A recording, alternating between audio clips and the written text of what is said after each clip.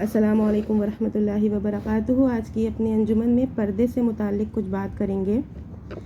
اپنوں سے کیا پردہ کرنا، اتنا بھی کیا پردہ کرنا۔ آج کل پردہ لوگوں کے لیے بہت مشکل ہو گیا ہے۔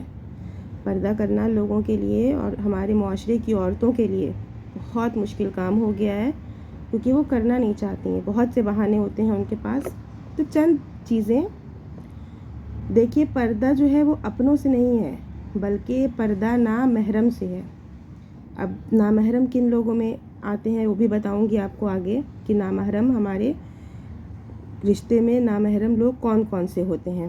اللہ تعالیٰ آپ کو قرآن پاک میں سورہ نور میں کبھی نکالیے، اپنے پاس ٹائم نکالیے اور سورہ نور کی تلاوت کریے وتھ ترجمہ۔ پوری لسٹ پرووائڈ کر دی ہے اللہ تعالیٰ نے۔ تو پھر چاہے نامحرم ہو، اپنا ہو، اپنوں میں ہو، غیروں میں ہو، شادی میں ہو، محلے میں ہو، بازار میں ہو، جب اللہ تعالیٰ نے پردے کا حکم دے دیا ہے تو ہمیں پردہ کرنا ہے۔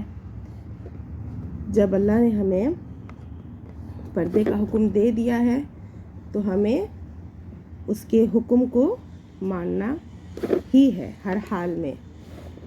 تو اب یہ بات کریں گے کہ نامحرم کون ہیں جن سے عورتوں کے لیے پردہ فرض ہے۔ نندوئی، اجنبی مرد، شوہر کے پھوپھا، خالو، پھوپھا زاد، چچا زاد، جیٹھ، پھوپھا، دیور، بہنوئی، ماموں زاد، شوہر کے چچا، ماموں، خالو، شوہر کا بھتیجا، بھانجا، خالہ زاد۔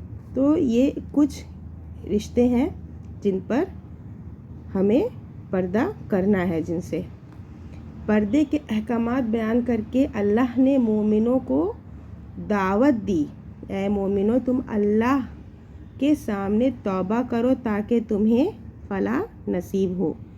بحیثیت مسلمان عورتیں ہماری ذمہ ہے کہ اپنی جان، مال، عزت اور وجود کی حفاظت کرے۔ دین اسلام نے اسی کے تحفظ کے لیے مسلمان عورت کو نامحرم مرد حضرات سے پردہ و حجاب کا حکم دیا ہے۔ پردہ میں عزت بھی ہے، عفت بھی ہے اور بہت سے مفاسد سے بچاؤ بھی ہے۔ تو ہمیں پردہ کرنا چاہیے۔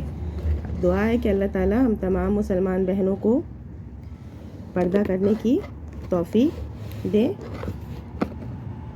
وعلیکم السلام ورحمۃ اللہ وبرکاتہ۔ Please like, share and subscribe my channel. Thank you for watching this.